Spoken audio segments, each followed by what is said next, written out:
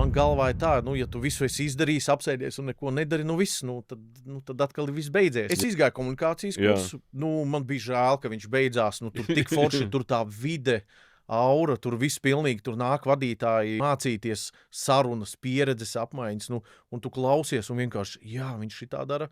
Es pat par šito neiedomājos, un tā tu visu laiku tur mācies, attīsties, audz, padomā, atnāc uz mājām, jā, tur var darbā, jo tas nav tikai priekš darba, tas ir priekš ģimenes, man mājās ir daudz, kas ir izmaiņas. Pieņems vadītāju skolā ir tāds foršs treniņš, visiem daudziem tas patīk, vērša tracināšana, tas ir, tu trenē. Jā, izklausās ļoti labi.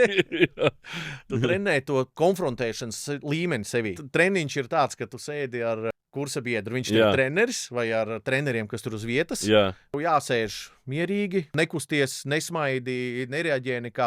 Un tevi mēģina iztracināt, smīdināt, kaunināt, kaitināt. Uz visām emocijām. Uz visām. Un es nekad nebiju domājis, ka es varēšu sēdēt, skatīties cilvēkam acīs, viņš mani smīdina, man nenāks miekli. Un ar to tie treniņi jau tev arī padara to, ka tu paliec mierīgs. Tu to vairs neuztver.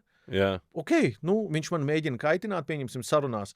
Viņš man kaitina, labi, viņš tās parunās, izlādēsies, un mēs turpinam savu sarunu.